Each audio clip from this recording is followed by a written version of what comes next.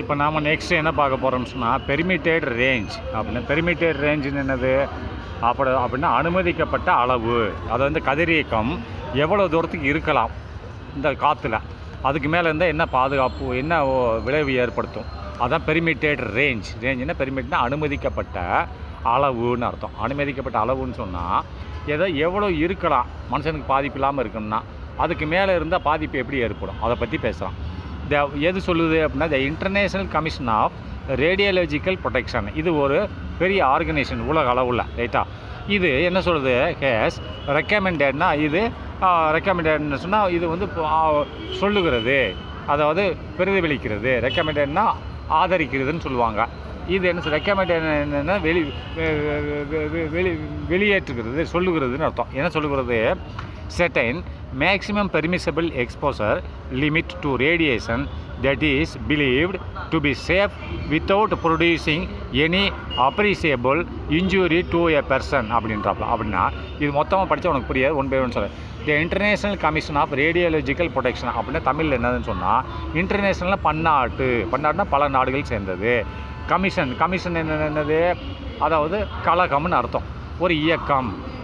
இதில் பன்னாட்டு கழகம் on radiological அப்படி கதிர் இயக்க ப்ரொடெக்ஷனை பாதுகாப்பு அப்படின்னா பன்னாட்டு கழகம் எதில் ஆன் ரேடியாலஜிக்கல் ப்ரொடெக்ஷன் அப்படின்னு. ரேடியாலஜிக்கல் என்னது, கதிர் இயக்க பாதுகாப்பு. இது எப்படி படிக்கணும்னா பன்னாட்டு கதிர் இயக்க பாதுகாப்பு கழகம்னு சொல்லுவாங்க, ரைட்டா.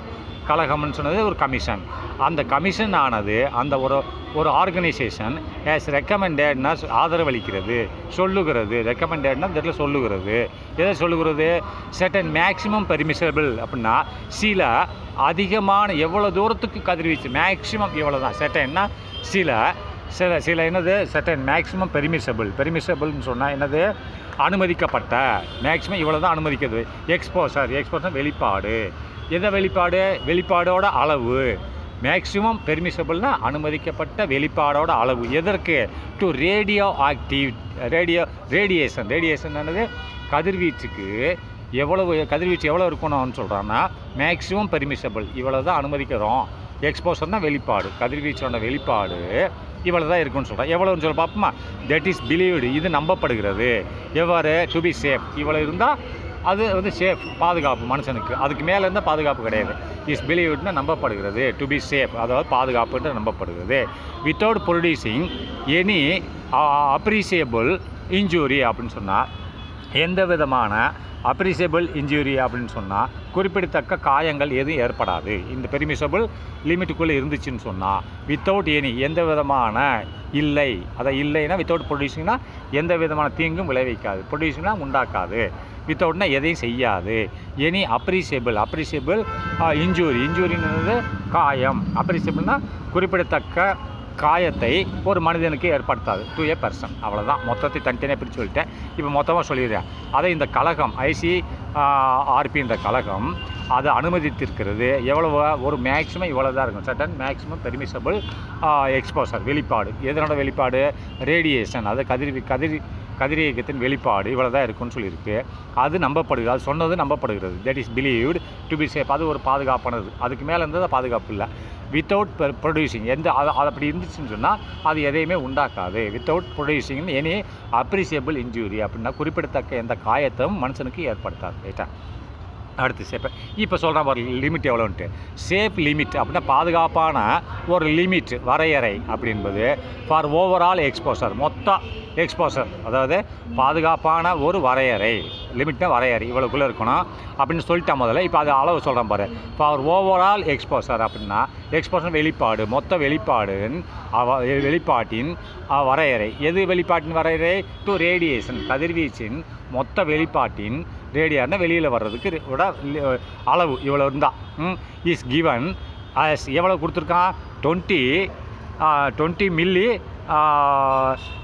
செல்வெட் பெர் இயர். செல்வெட்னு ஒரு அளவீடு, ரைட்டா. 20 மில்லி செல்வெட் தான் இருக்கணும். சிலிவெட் பெர் இயர், ரைட்டா. அதாவது 20 மில்லி சிலிவெட் பெர் இயர், வருஷத்துக்கு 20 மில்லி ரேடியேஷன் இருந்தால் எந்த விதமான ஒரு காயத்தையும் ஏற்படுத்தாது. அதை திருப்பி அந்த சிலிவெட்டுன்ற ஒரு அளவில் சொல்லியிருக்கேன்.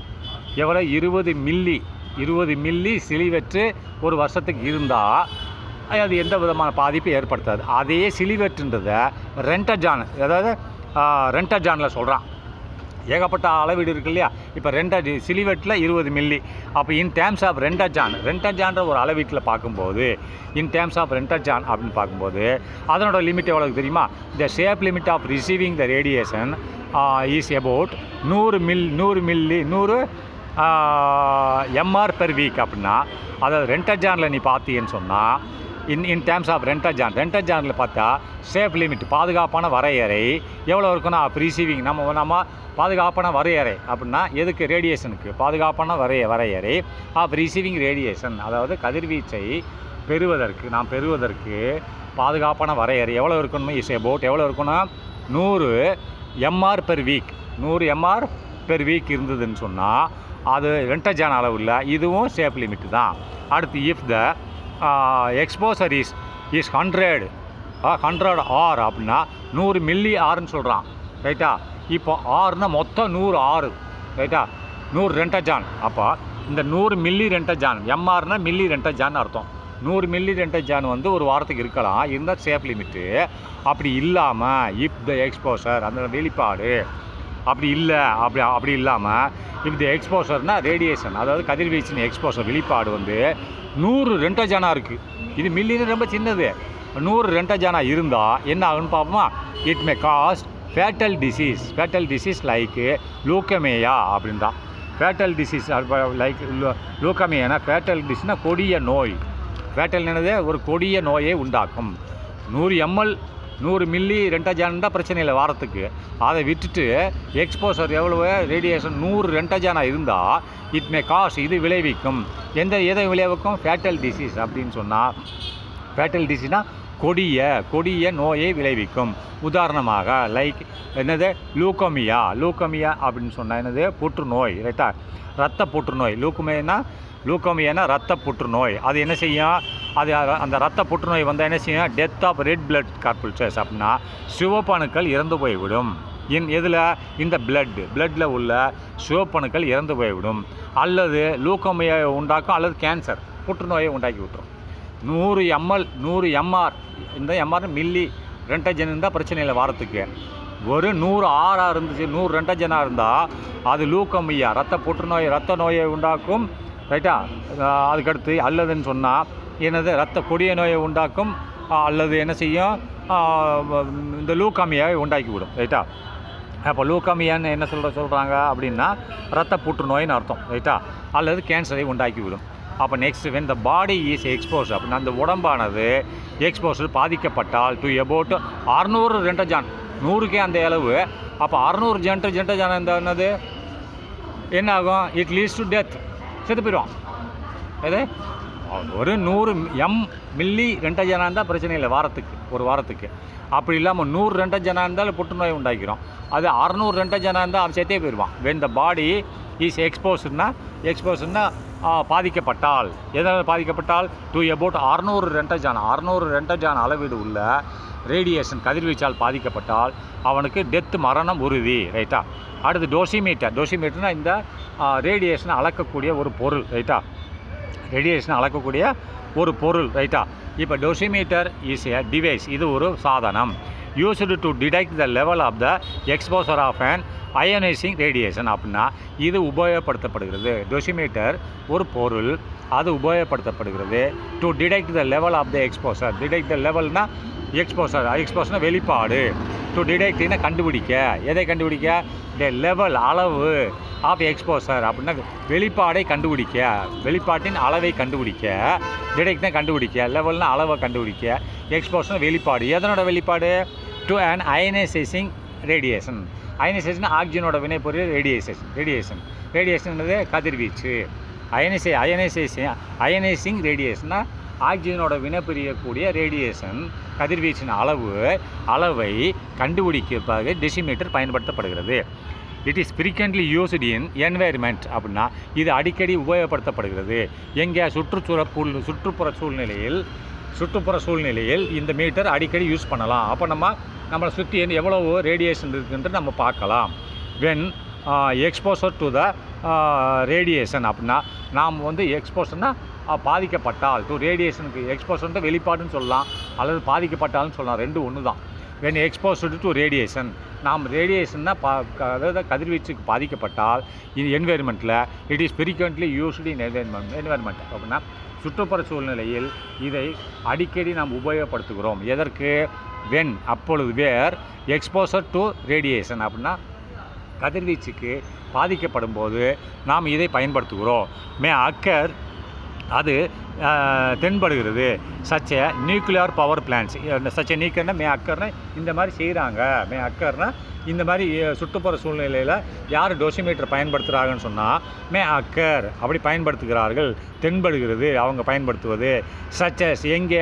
Nuclear power plants. Nuclear power பிளான்ட்ஸ்னால் அணுசக்தி நிலையம். அணுசக்தி நிலையத்தில் அங்கே வேலை பார்க்குறவங்க இடுப்பில் டோசிமீட்டர் வச்சுட்டே இருப்பாங்க, அதை பார்த்துட்டே இருப்பாங்க. நம்ம பக்கத்தில் எவ்வளோ ரேடியேஷன் வருது அப்படின்னு பார்த்துட்டு தான் வேலை செய்வாங்க. ரைட்டா? அதிகமாக வந்து ஓடி போயிடுவாங்க, பக்கத்தில் நிற்க மாட்டாங்க. அது தெரியும் இவ்வளோ கதிர்வீச்சு வருதுன்ட்டு. ரைட்டா? அங்கே வேலை செய்கிற அனைத்து எம்ப்ளாயிகளும் power plant nuclear power plant அணுசக்தி உலையில் வேலை செய்கிற அனைத்து ஊழியர்களும் என்ன டோசிமீட்டரை வைத்திருப்பார்கள். அப்போ அதுதான் சொல்கிறான். இட் அக்கர் இது தென்படுகிறது. எங்கே தென்படுகிறது? Such nuclear power plant. Nuclear power பிளான்ட்டில் இவங்க வைத்திருக்கிறது தென்படுகிறது. அண்டு மெடிக்கல் இமேஜிங் ஃபெசிலிட்டிஸ் அப்படின்னா மெடிக்கல் இமேஜிங்னா மெடிக்கல்ன்றது என்னது? அதாவது நம்மளோட மெடிசின் இமேஜிங் ஃபெசிலிட்டிஸ் அப்படின்னா இமேஜிங்னா அது நிழல் வசதி. மெடிக்கலில் போய் காமா ரேடியேஷன் சொல்கிறாங்க இல்லையா, அதெல்லாம் நிழல் படங்கள் எடுக்கக்கூடிய இடத்துலையும் அவங்க வச்சுருப்பாங்க அப்படிங்கிறான். திரும்பி படிக்கிட்டா இட் இஸ் ஃப்ரீக்வெண்ட்லி யூஸ்டு இங்கே யூஸ் பண்ணப்படுகிறது இந்த என்வைரன்மெண்ட் சுற்றுப்புற சூழ்நிலையில் வேர் எக்ஸ்போசர் டு ரேடியேஷன் அங்கே வந்து அதாவது ரேடியேஷன் எவ்வளோ அளவு இருக்குன்றது பார்ப்பது இப்படி நீ படிச்சுக்கலாம். தான் வேர் அங்கே exposure of radiation exposure to ரேடியேஷன்னா கதிர்வீச்சின் அளவை மே அக்கர் எவ்வளோ இருக்குது அப்படின்னு பார்க்குறதுக்கு. சச்சஸ் எங்கே? நியூக்ளியர் பவர் பிளான்ட்டில் வேலை பார்க்குறவங்க செய்வாங்க, அங்கே எவ்வளோ இருக்குதுன்னு பார்க்கலாம். அண்டு மெடிக்கல் இமேஜிங் ஃபெசிலிட்டிஸ் அப்படின்னா மெடிக்கல்ன்றது அதான் மெடிக்கல் தான். மெடிக்கல் வேலை பார்க்குறாங்களே. மெடிக்கல் இமேஜிங்னா நிழல் படம் வசதிகள் உள்ள இடம் மிஷின். ரைட்டா? அதான் காமா ரேடியேஷன் மிஷின் சொல்கிறாங்க. ரைட்டா? அதில் இந்த மாதிரி ரேடியேஷன் வரும் அப்படின்றான். அடுத்து பாக்கெட் டெசிமீட்டர். பாக்கெட்னா கையடக்க டெசிமீட்டர். பாக்கெட்னது சிறிய கையடக்க டெசிமீட்டர் இஸ் யூஸ்டு உபயோகப்படுத்தப்படுகிறது. எங்கே உபயோகப்படுத்தப்படுது? டு ப்ரொவைடிய வியரர்னா இந்த பாக்கெட் அளவு டெசிமீட்டர் வந்து உபயோகப்படுத்துகிறாங்க. டு ப்ரொவைட் த வியரர் அதை அணிந்து கொள்பவர்கள் with immediate reading of is exposures of X-ray and gamma radiation அப்படின்னா பாக்கெட் அளவு சிறிதளவு டொசிமீட்டரை பயன்படுத்துகிறார்கள். எதற்காக வேண்டி? டு ப்ரொவைட் த வியர்னா அதை அணிந்து கொள்பவர்களுக்கு வழங்க வேண்டி. ப்ரொவைட்னா வழங்க வேண்டி, தகவல் கொடுக்க வேண்டி, செய்திகளை அனுப்ப வேண்டி. எதுக்கு? என்ன செய்திகள்? அந்த ரேடியேஷனோட செய்திகளை. எது? டு ப்ரொவைட்னா வழங்க. எதை வழங்க? யாருக்கு வழங்க? டு ப்ரொவைட் த வியர்னா அதை டொசிமீட்டரை அணிந்திருக்கிறவருக்கு டொசிமீட்டரை வைத்திருக்கிறவருக்கு இப்போ வழங்குவதற்கு. எதை? பாக்கெட் டயமீட்டர் இஸ் யூஸ் உபயோகப்படுத்தப்படுகிறது. டு ப்ரொவைடு வழங்குவதற்கு. எதை? இன்ஃபர்மேஷன் வழங்குவதற்கு. என்ன இன்ஃபர்மேஷன்? ரேடியேஷனை பற்றி தான். ரைட்டா? கதிர்வீச்சை பற்றி. டு ப்ரொவைட் த வியரர்னால் அதை அணிந்திருக்கவருக்கு வித் இம்மிடியட் ரீடிங். இம்மிடியட்னா உடனடியான அளவு. எதனோட அளவு? உடனடியான அளவை கொடுப்பதற்கு. யார் அணிந்திருக்கிறார்களோ அவளுக்கு உடனடியான அளவை கொடுப்பதற்கு. அளவுனா எதனோட அளவு? ரேடியேஷனோட அளவை கொடுப்பதற்கு. Reading of his or her. அது மனுஷனாகவும் இருக்கலாம் அல்லது இப்போ பெண்ணாகவும் இருக்கலாம். His or her exposure of X-rays and gamma radiation. எக்ஸ்போசர்னால் அளவு, அவங்க பாதிக்கிற அளவு, அவங்க எவ்வளோ பாதிக்கிறாங்க எக்ஸ்ரேலையும் அல்லது காமா ரேலையும் எவ்வளோ பாதிக்கிறாங்கன்றதை தகவல் கொடுக்குறதுக்காக வேண்டி அதை அவர் யார் அணிந்திருக்கார்களோ அவர்களுக்கு இந்த டொசிமீட்டர் பாக்கெட் டொசிமீட்டர் உதவி செய்யும், இன்ஃபர்மேஷன் கொடுத்துரும் அப்படின்னு சொல்கிறார்கள். அடுத்து நெக்ஸ்ட்டு ப்ரிவென்டிவ் மெஷர்ஸ்னால் அதை தடுக்க நாம் எடுத்துக்கொள்ளும் நடவடிக்கைகள் அப்படின்றான். ப்ரிவென்டிவ்னா அதை எப்படி நம்ம தடுக்கணும் அப்படின்னு வேலை செஞ்சோம்னா அந்த இடத்துல போய் அணுமின் நிலையத்தில் வேலை செஞ்சால் அதை தடுக்கிறது எப்படின்னு பார்க்குறான். ப்ரிவென்டிவ்னா பாதுகாப்பு வழிமுறைகள். மெஷர்ஸ்னால் வழிமுறைகள். ப்ரிவென்டிவ் மெஷர்ஸ்னால் பாதுகாப்பு வழிமுறைகள் என்னன்னு பார்ப்போம். ரைட்டா?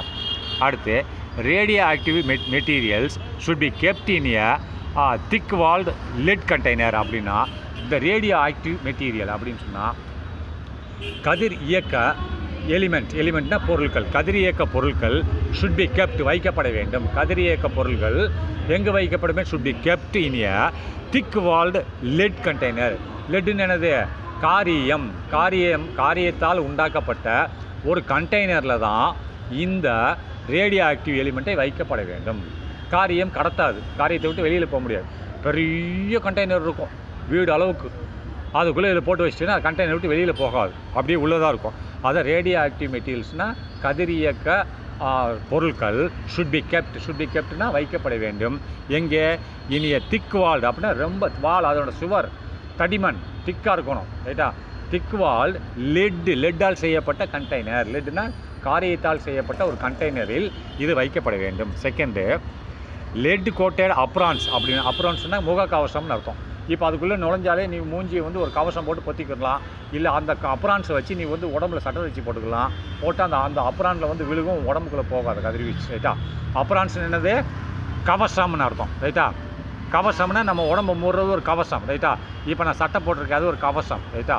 அப்போ இந்த அப்ரான் என்ற பொருள், இது அப்ரான் என்னது? ஒரு கவசம். நல்ல கண்ணு. அப்போ லெட் கோட்டட் அப்ரான்ஸ் அப்படின்னா, லெட்டுனா காரியம் என்ற ஒரு வேதிப்பொருளால் ஆன கோட்டேடு முலாயம் பூசப்பட்ட ஒரு அப்ரான், ஒரு பொருள். அந்த பொருளை லெட்டுன்ற காரியத்தால் கோட்டேடுன்னு பூசப்பட்ட, பெயிண்ட் அடிக்கணும்ல, பூசப்பட்ட, அதாவது அதான் அப்ரான்றது மூடப்பட்ட. அப்ரான் என்னது? நம்ம ஒரு முகமூடின்னு சொல்லுவாங்க, ரைட்டா? அப்ரான்றது ஒரு கவசம்னு சொல்லுவாங்க, ரைட்டா? அப்போ அந்த கவசத்தை தான் நீ போடணும்னு சொல்கிறான். லெட் கோட்டன்னா காரியத்தால் கோட்டிங் செய்யப்பட்ட ஒரு அப்ரான், ஒரு கவசத்தை வச்சுருக்கணும். அல்லது அண்டு லெட் க்ளோவ்ஸ், நம்ம கையில் அணியும் போது கை உரைன்னு சொல்கிறோம் இல்லையா? கையில் அந்த டாக்டரில் உரை அணிஞ்சிருப்பாங்களா, அதே மாதிரி இங்கே வேலை செய்கிறவங்க வந்து கையுறை எதில் செஞ்சுருக்கணும்? லெட்டில் செஞ்சுருக்கணும், காரியத்தில் செஞ்சுருக்கணும். காரியம்ன்ற ஒரு உலோகத்தில் ஒரு எலிமெண்ட்டில் செஞ்சுருக்கணும். அதாவது அவங்க போடுற சட்டையும் காரியத்தில் செஞ்சதாக இருக்கணும், அவங்க போடுற க்ளவுஸும் காரியத்தில் செஞ்சதாக இருக்கணும். ஷுட் பி யூஸ்டு, அது உபயோகப்படுத்தப்பட வேண்டும். ஒயில் எப்போ? Working with the hazardous radioactive materials அப்படின்னா எப்போ அதை உபயோகப்படுத்தணும்? ரோட்டில் போகும்போதா? இல்லை, யார் அணுமின் நிலையத்தில் வேலை பார்த்துட்ருக்காங்களோ அவங்களுக்கு தான் ரேடியேஷன் பாதிப்பு அதிகமாக இருக்கும், அவங்க இதெல்லாம் அணிஞ்சிக்கிறணும்னு சொல்கிறான். வித் ஏ ஒர்க்கிங், அப்போ என்ன சொல்கிறான்? எப்போ யூஸ் பண்ண? ஒயில், அப்போது ஒர்க்கிங் வித் ஏ ஹஜார்டியஸ்னால் மிக கொடூரமான ரேடியோ ஆக்டிவ் மெட்டீரியல்ஸ் அப்படின்னா கதிர் இயக்க பொருட்களில் வேலை செய்கிறவங்க, மிக கொடூரமான கதிர் இயக்க பொருள்களில் வேலை செய்கிறவர்கள் லெட்டாலான கோட்டிங் வைத்துள்ள கை குளவுஸையும் முகக்கவசத்தையும் உடம்பால் எல்லா கவசங்களையும் இந்த லெட்டாலான வச்சு போர்த்திக்கிறணும் அப்படிங்கிறான், ரைட்டா? அப்போ next, you should be avoid eating while handling radioactive materials. நீங்கள் சாப்பிடக்கூடாது. யூ ஷுட் அவாய்ட், தவிர்க்க வேண்டும். யூ ஷுட் அவாய்ட்னா நீ தவிர்க்க வேண்டும். எதை? ஈட்டிங், ஏதாவது சாப்பிட்றத தவிர்க்கணும். எப்பொழுது? While handling the radioactive materials அப்படின்னா நீ கையாண்டு கொண்டு இருக்கும்போது, வேலை செய்து கொண்டு இருக்கும்போது, ஹேண்ட்லிங்னா வேலை செய்து கொண்டு இருக்கும்போதோ, அதை கையாளும் போதோ, எதை கையாளும் போதோ, ரேடியோ ஆக்டிவ் மெட்டீரியல்ஸ் அப்படின்னா அதாவது கதிர் இயக்க பொருட்களை நீ கையாண்டுக்கிட்டு இருக்கும்போதோ, இல்லை அதில் வேலை செஞ்சுட்டு இருக்கும்போதோ சாப்பிடுவதை தவிர்க்க வேண்டும், ரைட்டா? அந்த நேரத்தில் வேலை செஞ்சுட்டு இருக்கும்போது சாப்பிடக்கூடாது, ரைட்டா? அடுத்து, the radioactive materials should be handled only by டாங்ஸ்னால் கரண்டின்னு சொல்லுவாங்க. டாங்ஸ் என்னது? இந்த இப்போ நிலக்கரியெல்லாம் சூடாக இருக்கும், நம்ம போய் பக்கத்தில் போய் நிற்க முடியாது. நீளமான ஒரு குச்சி மாதிரி ஒரு கம்பி இருக்கும், அப்போ நம்ம இங்கே நின்றுக்குருவோம். அந்த குச்சி, அந்த கம்பியோட நீளம் ரொம்ப நீளத்துக்கு போகும், 10 மீட்டர் கூட போவோம். இங்கே இந்த மாணிக்கு அதை தள்ளுவோம், ரைட்டா? பக்கத்துலேயே போக மாட்டோம். ஒரு 10 மீட்டர் நீளமான கம்பி இருக்கும், அந்த கம்பியை வச்சு நம்ம இங்கே இந்த மாதிரி கிண்டுவோம், அதான் டாங்குன்னு சொல்லுவான். இந்த டாங்ஸ்னால் அதான். இந்த ரேடியோ ஆக்டிவ் மெட்டீரியல்ஸ் அப்படின்னா கதிரியக்க பொருட்கள் ஷுட் பி ஹேண்டில்டுனா கையாளப்பட வேண்டும். ஷுட் பி செய்ய வேண்டும். எப்படி? ஹேண்டில்டு, கையாண்டு செய்ய வேண்டும், ரைட்டா? Should be handled only by டாங்ஸ்னால் அந்த நீளமான ஒரு கம்பியாலான ஒரு பொருளால் நீ அதை பயன்படுத்த வேண்டும், அதை வச்சு தான் அதை யூஸ் பண்ணணும். அல்லது by a remote control device, அல்லது ரிமோட்னா தூரமாக இந்த ரிமோட்டில் நீ டிவி யூஸ் பண்ணுற இல்லை, ரிமோட்டில் அதே மாதிரி ரிமோட் கண்ட்ரோலில் அந்த மிஷினை இயக்கணும். இல்லை தூரமாக நின்றுட்டு ஒரு கம்பி மாதிரி ஒன்று வச்சுக்கிட்டு அது மூலிமா தான் நீ அதை இயக்கணும். இல்லை பக்கத்தில் போய் கையை வச்சாலும் தொடக்கூடாது. அது பை ரிமோட் கண்ட்ரோலில் நீ அதை இயக்கலாம். அல்லது 4வதாக டொசிமீட்டர் சுட் பி ஓன். அங்கே வேலை செய்கிறவங்க டொசிமீட்டர் அணிந்திருக்க வேண்டும். டொசிமீட்டர் தான் ரேடியேஷன் சொல்லிக் கொடுக்கும், காமிக்கும். சுட் பி ஓன்னு அணிய வேண்டும். பை த யூசர்ஸ்னால் அங்கே வேலை செய்கிறவங்க. பை த யூசர்ஸ் டு செக்னா தான் அதை கண்டுபிடிக்க வேண்டி. எதை check the level of the radiation அப்படின்னா கதிரியக்கத்தின் அளவை அடிக்கடி சரிபார்க்க வேண்டி டொசிமீட்டரை வேலையாட்கள் அணிந்திருக்க வேண்டும். ரைட்டா? அடுத்து நியூக்ளியர் ரியாக்டர். அப்போ நெக்ஸ்ட் இதில் பார்க்கலாம்.